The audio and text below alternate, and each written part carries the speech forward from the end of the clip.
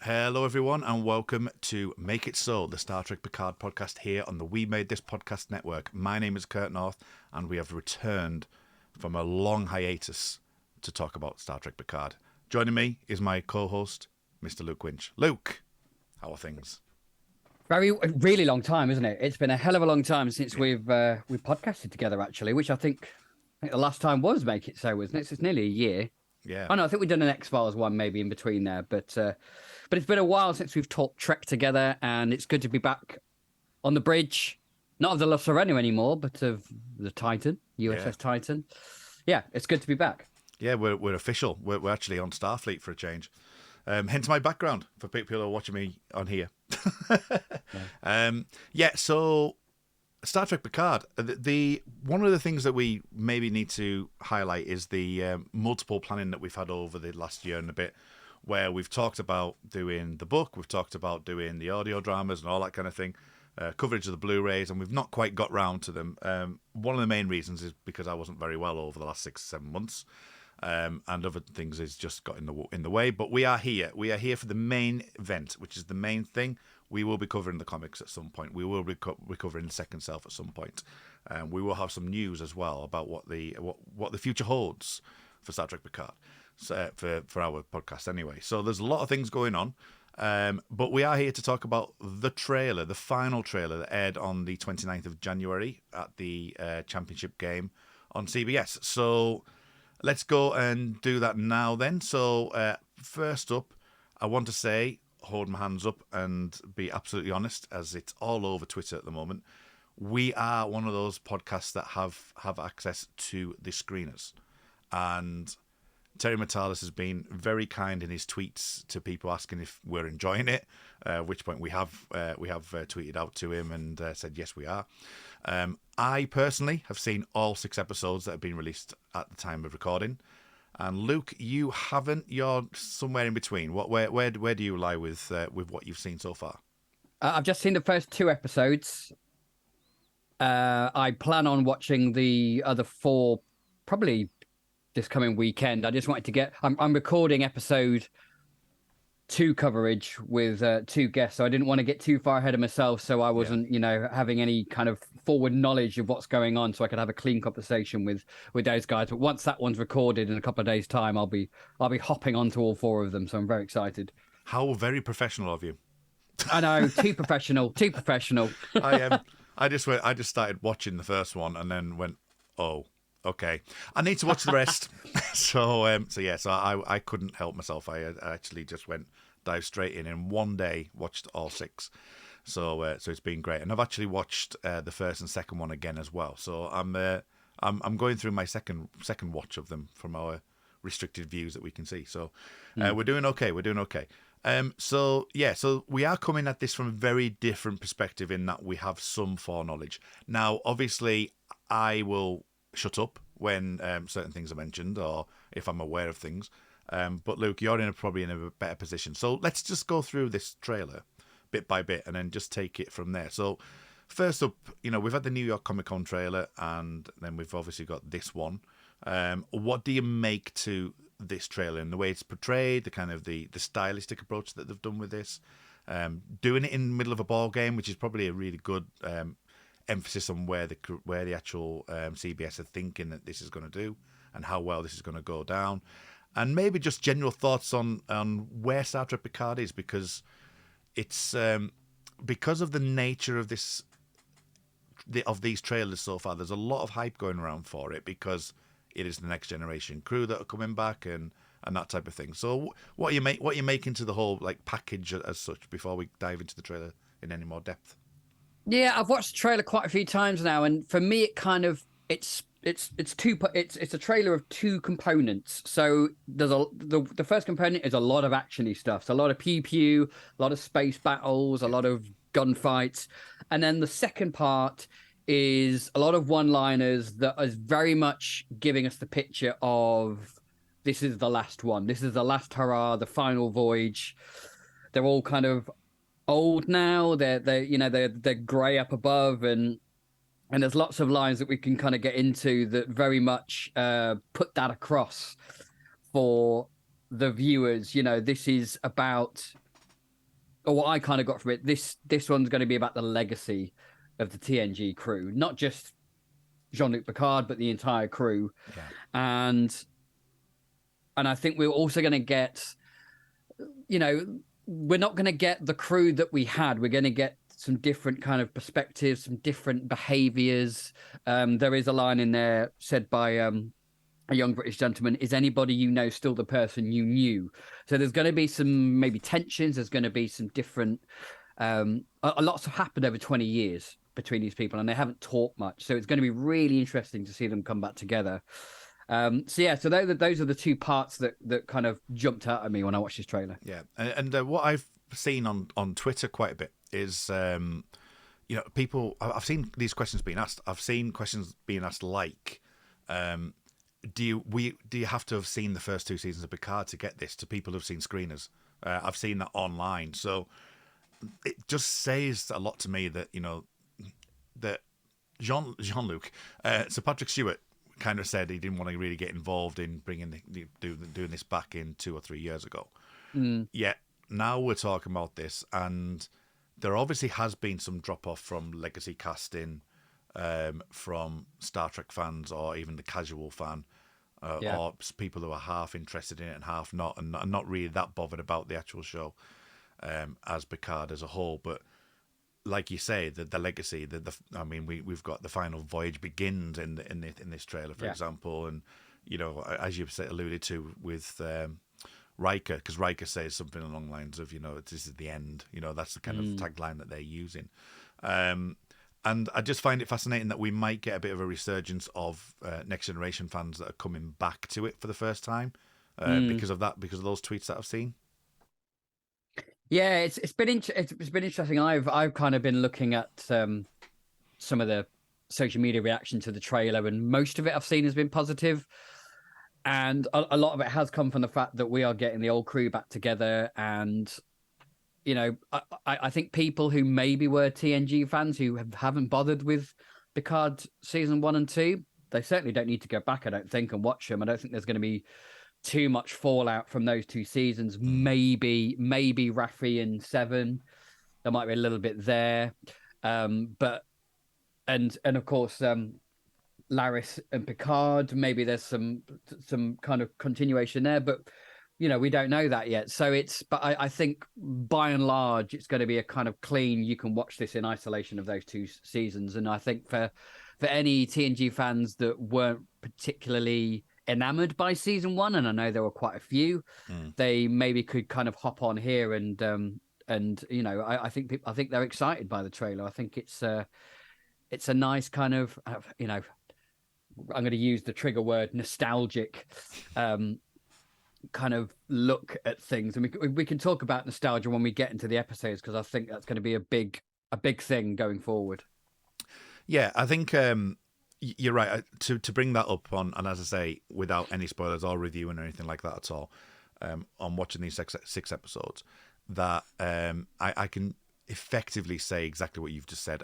Apart from some minor stuff that that isn't necessarily, it could be you could miss a phrase or wording, or someone refers to something from previous seasons. There's not a lot or anything in this 6 episode run so far that makes people have to revise. If you're a completionist, then fair enough, go and watch the first 2 seasons. But definitely, from what I've seen, you don't need to. You can just jump in here, and there might be the occasional, what was that about? But that's it. There's nothing. Yeah. There's nothing like story plot focus that is going to cause you any problems within it at all. So that's good to hear. That's good to know that for those people who might be listening to this, questioning whether or not that's right or not. And I would say yes, by all means, jump into season 3 if you aren't that bothered about getting the full backstory. There'll be things alluded to, but nothing too serious. So let's dive into this then, because I'm just going to have a look at the way the trailer runs, and I've made some notes on it. So we'll dive in. So we see Captain Picard. Admiral Picard. That's how nostalgic this is. It's Admiral Picard, and Captain Riker, I'm assuming, is on the bridge of the Titan where 7 introduces them, and we get a couple of things within this straight off the bat. With Admiral on the bridge, Captain on the bridge, very kind of Discovery-esque kind of stylistic approach to the Titan. Yeah. What did you make to the Titan's view and look of the show?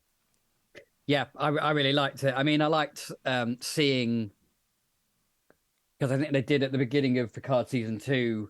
I think we're all very excited when we got to see a Starfleet ship, and it was the Stargazer. Lovely kind of shiny interior. So yeah, they've pretty much gone down the same route. I think here, in the trailer, there is a lot of darkness to the ship though. I think the bridge is very dark with some red lights. You get a clip of Picard and Riker having dinner with the guy who plays Captain Shaw, I believe, from what I've read from Memory Alpha. That's quite a dark room as well. So, and I know there's been comments about the darkness of the ships on social media, and it doesn't really bother me to be honest, but I know it does kind of bother other people, which is fair enough, to be honest. But by and large, I like the design of the outside design of the ship, and I like the inside as well. It's just fun to have these classes of ships back in Star Trek Picard, because we didn't actually get that much of it in season 1 and 2. Yeah. We got copy and pasted starships. Yeah, pretty much. So talking about that, I've seen some discussions on that as well. The director of photography, and I think I saw a YouTube channel mention it as well, that it's very dark. It's very dark. Now, I'm not a Game of Thrones person, but I know that there was a couple of episodes where people complain about dark. But I am an X-Files fan. I don't know if you know this, Luke. I'm a fan of the X-Files. Okay. Really? Yeah, I am. And that show could get dark, so it doesn't bother me in the slightest that it's kind of gone for an aesthetic. It's gone for a movie kind of aesthetic, but quite a dark one. Yeah. And I don't mean dark as in like the theme. I mean just dark, just like I can't see what's going on. I can't see. Kind of look, and I don't have any problems with that at all. No. So yeah, and it won't be the last time I mention the X-Files because of someone says something later, but we'll talk about that when we get there. Captain. So we've got Todd Stashwick. Did you see his Instagram that he posted not long after he got announced? No, I didn't. Okay. I don't follow him on Instagram or anything. Okay, so he basically he came onto the Instagram page. I don't follow him. I just found it, and he goes over to his little kitchen and he goes, "Coffee, tea, hot," or something like that.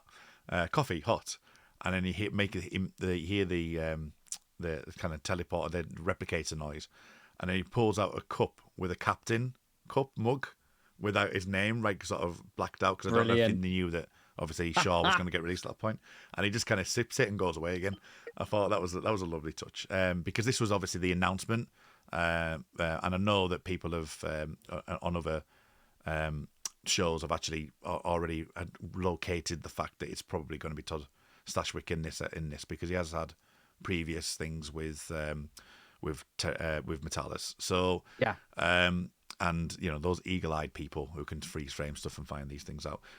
But yeah, so that was nice to see. But what do you make to his actual speech then? Because you talked about that. So talking about going back to that whole aesthetic of like the film and this big brazen stuff, this is kind of what this is alluding to with the way that this is portrayed here. Yeah, I think there's certain lines that the writers will write in the writer's room, and they've written a line and go, "That's going to be great in the trailer," and that cut between him going, this is going to be a boring inspection, there's going to be no shooting, and then that quick edit to blowing up, firefights and stuff blowing up. So those lines were kind of you can imagine the writers giggling in the writers room going, "This is going to be a great trailer edit." So yeah, it's an interesting speech, and it kind of gives the impression that maybe this next generation of captains are a bit more rigid when it comes to running their ship, and maybe there's a more respect of hierarchy, respect of Starfleet that maybe TNG and the original crew didn't have, because they flaunted rules left, right, and center. So you get the impression quite quickly that this guy is not much fun. just from the trailer, really. But yeah, but I just love the way they use his speech to edit and intersperse action scenes. I thought that's a really kind of clever way of using um, action and his words. Yeah, yeah, and there's a lot of like cut scenes between like you see a ship crash into another ship, for Yeah. example, and things like that. So it's that's going to be in itself interesting, in how all that plays out. But it's giving you the snapshots of things out of context, which again, talking about the fact that I'm not bragging. I'm just because I have seen them. It's really really strange to be on their side of the fence, because obviously every TV show has trailers. Every TV show has this. But when you know stuff, and there is stuff in this trailer that is beyond the 6 episodes, I will say that. I know that because I've seen a couple of bits, and I'm like, no, I haven't seen that yet. So there is things right into the back end of the season. But it is really weird being on that side of the fence of like, I know people are going to speculate about X, Y, and Z, but I know about X, Y, and Z, and it's going to be interesting watching that. So just from my perspective, that is interesting. I've never had that experience before. It was just kind of unfortunate that this came out before. Obviously, the screeners came out before the trailer, because I would have liked in some ways I would have liked it to be the way around, but never mind. I just need to stop being so addicted to these things. Yeah, but it's interesting that the scenes beyond episode 6, because a lot of the time these trailers for seasons that come out will just be like the first 3 episodes. They won't show anything beyond that. So it's interesting that they really have included like snippets of the whole season. Yeah, I think it's production as well, because obviously the production's been wrapped up on this for so long. Of course, it has. They haven't. A lot of the times when trailers come out, they're maybe only producing the 6th or 7th or 8th episode at the time, so things aren't ready there. But yeah, so there is stuff beyond episode 6. I can say that. So yeah, we see Worf and we see an Enterprise F with some sort of Starfleet armada, and Worf says there is something coming, which is great to have Worf. I mean, we're a big Worf fan over here on the network, aren't we? So having Worf appear in a few scenes in this as well. What have you made to the scenes that you've seen him in this trailer?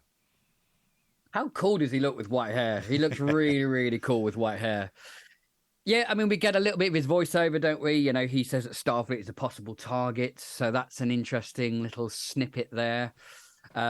We get him with his what's the name of his weapon? I always forget. Oh yeah, it's a new one. It's like Koref or something now, isn't it? Yeah. I don't remember. I need to research that again. Yeah, so whatever it is, there's some cool snippets of him doing this, and then him going, I used to be impulsive and violent, which is a voiceover over him basically twatting the crap out of some people, which I find quite ironic. But yeah, it's great to see Worf. I was just excited to see all the original crew pop up one by one, but always good to see Worf. And as I said, he looks damn cool with some white hair.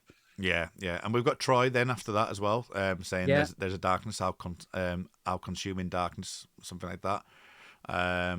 So Troy, nothing really much to say in that. Go on.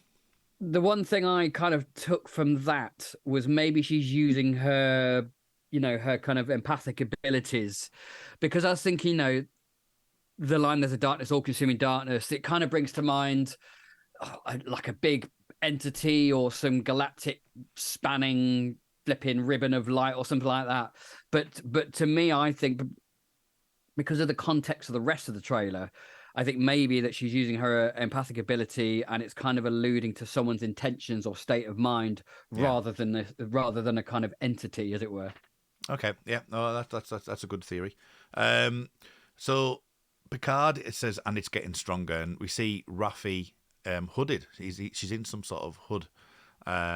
So it's nice to see that we've got this old and new thing going on as well. Like we said at the top of the hour, that there is characters that are in.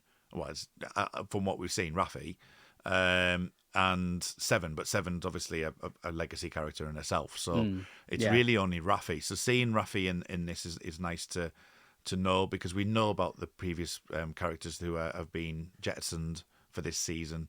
So Raffi has maintained that. But yeah, just from I know we've seen the first episode, but there is the explanation in that first episode about this little hooded thing. So, what were your initial thoughts when you actually first saw Raffi in this hood? Just not knowing really what her situation is, trying to get Yeah. the context of where she is. She's you get a glimpse of the background. It's kind of like neon lights and dark things. So she's obviously on some kind of planet or in a city rather than on a ship. Yeah. I think actually one of the scenes we quickly see is actually Worf and her having a bit of a scrap, I think, at one point. Yeah. I think I saw. So that's interesting. So it's going to be interesting to see why those two characters come together. So that's going to be interesting. Having a legacy and a new character kind of meet up. I always like those kind of scenarios anyway. Yeah. So yeah, not much of Raffi, but those two kind of snippets were intriguing, and you kind of think about where she is at this point in time and what she's been doing. Yeah. And then we get. I was just checking her name because it was one of those things when I'm horrible for names, people. It's just the way I am. Amanda Plummer's character. Now, I don't know if we know her name yet. I can't remember. So at the moment, I'm not saying her name. So I'm not too sure. So I'm going to leave it at that. But which one's Amanda Plummer's character? she's the woman on the ship, on the other ship, saying, "I will have vengeance." Yep. Which opens the question, and this is a question that we need to have, and this is a question you could probably answer because you're not too far in. So, last season we talked about the final episode of Picard season 2. Now, do we have to go there again? we don't have to go there again. I'm not going to torture you in that. I'm not a fan of it. Hide and seek is enough for me. And I've watched that about 6 times in the last 6 months. So fabulous episode. Yeah, really good episode for me. And I said on there, and I think it was my parting thing, and it was on my adverts for the I was going to say my work's name there. That's wrong. For the We Made This network, and it was basically, if they use Khan in some form in series 3, I'm not going to be happy, right? So this vengeance thing, because there's no getting around it. There's absolutely no getting around it. They are playing on the Khan aspect. We've heard about it, various different areas. What are your thoughts on using this route, and potentially this woman is going to be a Khan kind of plot device? It doesn't bother me.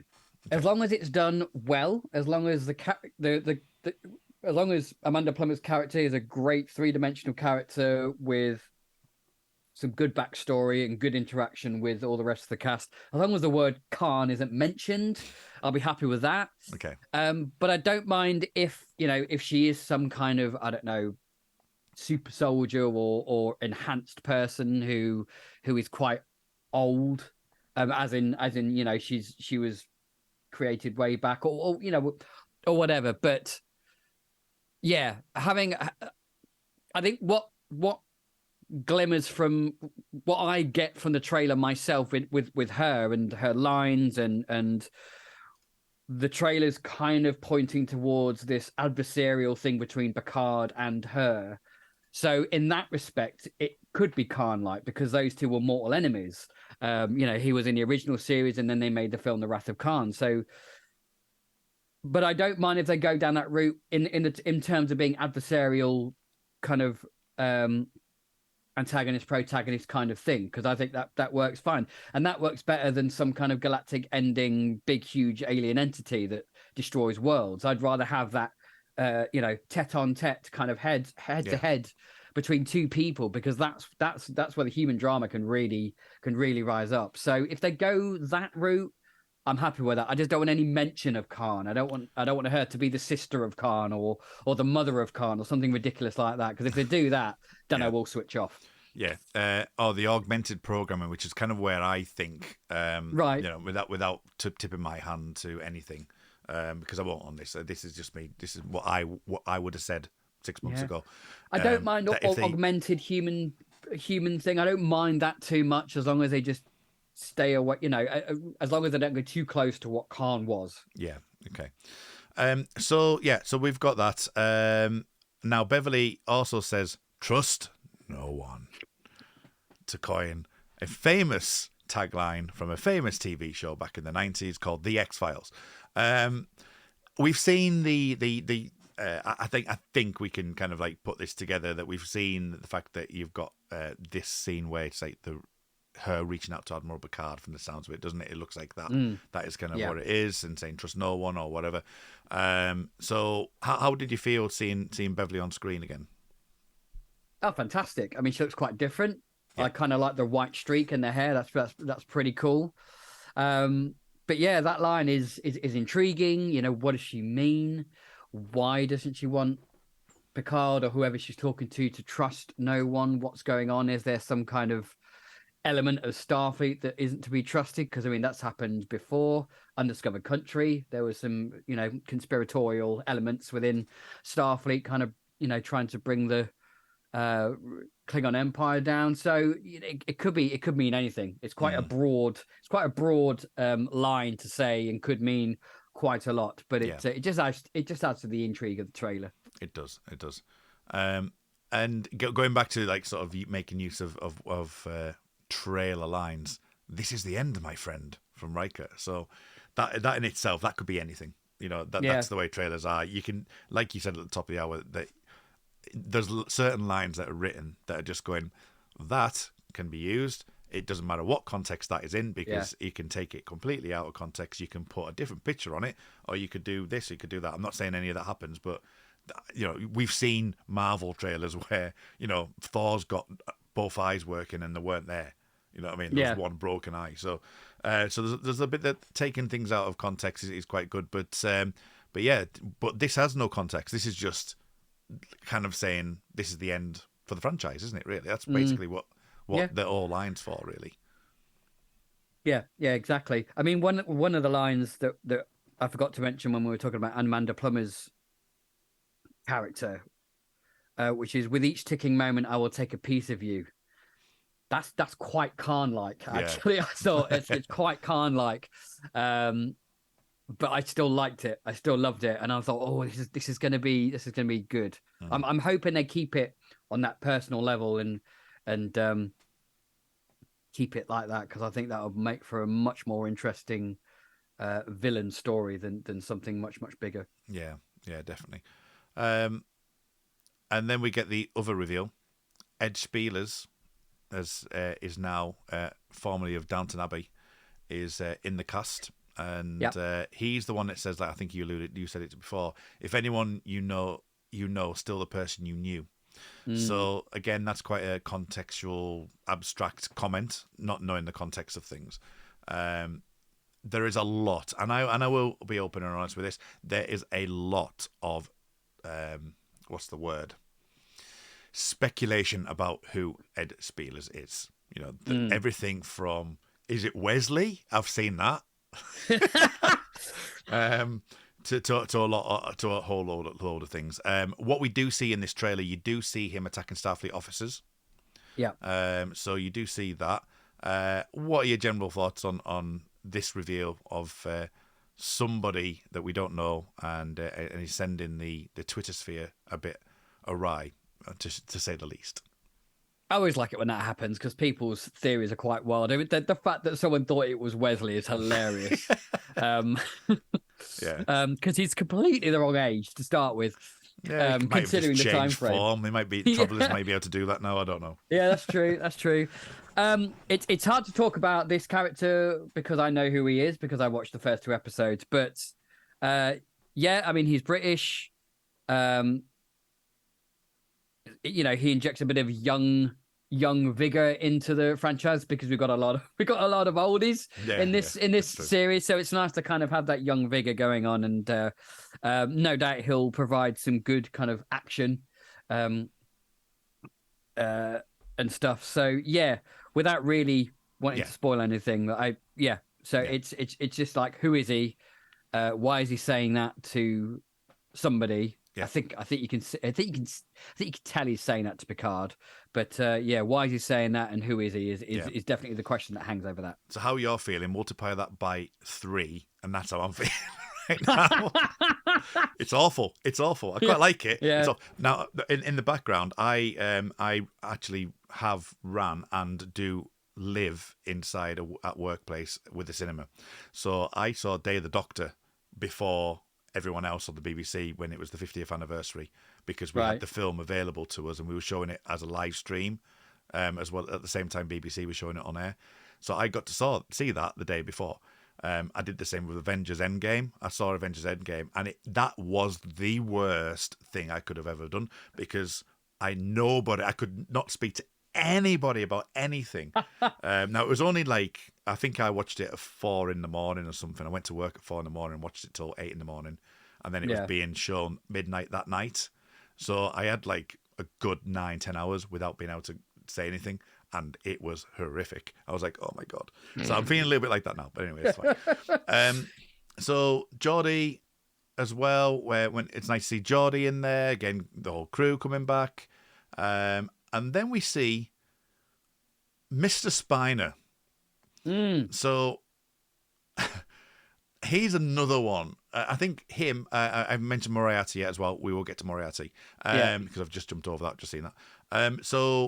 But let's talk about Mr. Spiner first. So, what are we going to do? What's going to happen? What are we going to do? How are things going to happen? What is Brent Spiner doing this time? Which, or who, or what is he? That is going to be the question of the season, I think. I know for a fact that on our We Made This group of Trek watchers, there's going to be a few of them rolling their eyes and sighing deeply when they see him, because I know that there's a few people who are just a bit sick of Brent Spiner coming back as different iterations of Data or whoever, or different Soongs. Is the word you're looking for? Yeah, different Soongs. So, I mean, I think it was leaked. I think it was revealed on Twitter a couple of weeks ago who he's going to be in this. Was it? So, yeah. So I don't think I'm going to be spoiling too much if I don't know whether to say who. Yeah. Well, let's not. Yeah, let's not. But let's talk off air. Yeah. Because let's talk off air. That's all I'll say. I mean, you see him. He obviously looks like Data. He's got the golden skin. So is he Data? Is he Law? Is he something else? Is he a different version of Data? Who knows? Who knows? But he's there, and he says a line. I think something like "surviving is a human is in human nature" or something like that. Well, we've seen in the previous trailer Geordie say "Law," haven't we? We actually physically seen that. Yes, we can say that. Yeah, definitely. Yeah. So that's all we'll say at the moment. We'll leave that to your humble guesses. And then we get I think this is the only way you could finish the trailer, and that would be a boardroom scene. You have to have the boardroom scene. Oh man, yes. There'll be people. I know that people have looked at this right through TNG, where they actually time when the first boardroom scene is, and I hope that they actually time when the first boardroom scene is in this trailer. Yeah. So it's nice to see that kind of scene, isn't it? Yeah, I got a little bit of the shivers when I kind of saw them all sat around there. That was great to see. So yeah. I'm looking forward to that particular scene when they all sit down. I mean, I'm not sure how far down the season it's going to get till we get to that point. I've got a feeling it might take a while to get everyone together. So well, if anything, like storytelling, if you look at Picard season 1, that was the same, wasn't it? It took quite some time to get all the new stars in the show thing. There was a bit of a quest from one thing to another to get everyone on board. So I can imagine that being similar here. So I think that's all we need to discuss for this week. Moriarty. I keep forgetting about Moriarty. I don't want to talk about him because I don't want someone who can defeat Data. Moriarty. So what are your thoughts on Moriarty? We've seen 2 iterations of him now. We've seen it in the trailer from New York Comic Con on this one. So general thoughts on his inclusion, because I think I remember you being quite giddy about this first time round. So I'm really excited about Moriarty, and his line, "Such pathetic old warriors," is a great line. Again, it's alluding to that theme of age, of like the old fading, and the young rising and legacies, all that kind of stuff. So that's piled on quite heavily in the trailer, but I do like that, and I'm really really excited to see what his role is going to be in this series. Yeah. Why they're going to bring him back, or if he escapes from the thingamajig. Name escapes me at the minute. The room. Holodeck. That's it. Holodeck. Yeah, Thank you. I think I'd stop listening, if I'm being honest with you. I was like, oh my God, oh God. Okay, yeah. Holodeck, yes. Yeah, holodeck. Yeah. Yes. So I'm very excited, personally very excited, because I personally love the Moriarty episodes of the original of TNG. So very excited to see what his role is going to be in this. Yeah, I rewatched those episodes recently in preparation for this as well. So yeah, great stuff. So we'll call that a day for today. Next week we're going to be talking about a general review of the season so far, as the embargo's lifted. So I can talk about the 6 episodes or over the course of just in general, without giving any spoilers. And then the week after it begins. It does. Very excited. It's very, very exciting. So we'll call it a day for now. So where can we find you online, Luke? You can find me on Twitter at Luke_Winch. I'm just basically there. Usually I am talking a lot about sci-fi and fantasy. You can also go to my website, lukewinch.com, where I review science fiction and fantasy books, and I have author interviews and so forth. I also publish reviews for Before We Go, which is an online fantasy and sci-fi book magazine. And also I am launching this month, launching in February, my BookTube channel, which will be called Luke's Book Nook. So you can find me. I'm going to be launching that. I'm hoping on the 4th, but it might be the week after, depending on how my tests go. But I will be launching in February, so I shall kind of give loads of details out on Twitter about that as well. Excellent. So you can find me on Linktree, so it's linktr.ee/R Muldrake. It's RMULDRAKE. That's where you'll find all my links to what I'm doing. I've done quite a few U2 reactions with their new album, Songs of Surrender, on YouTube. I've done I'm currently covering The Last of Us on there as well. We've got the Yellow Jackets podcast. We've got this podcast. There's a lot of things going on in the ether, so just find me on Linktree, the best place to find me. As I say, next week we'll be just giving a very quick episode on the thoughts on the 6 episodes so far, and then the week after that, we'll be going straight into the first episode. So Luke and I will be on for both of those, and then we're splitting up, aren't we? We're doing a bit of dividing and conquering, shall we say, to get through the season. Yeah, exactly. I mean, we both got a lot of other things on, so it's a one-on, one-off with us, and but plenty of great guests to kind of come in and help us discuss and break down this season. Absolutely. So let's set a course for next week and engage.